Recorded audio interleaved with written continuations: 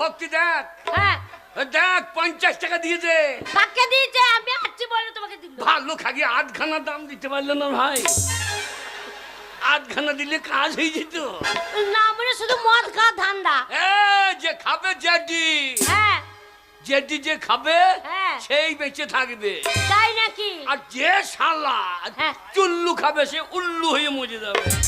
শোনো, এই দেখো ডাক্তার দেখে এলাম, হ্যাঁ। বলছে মামুনি তোমার কোনো জায়গায় কোনো প্রবলেম নাই,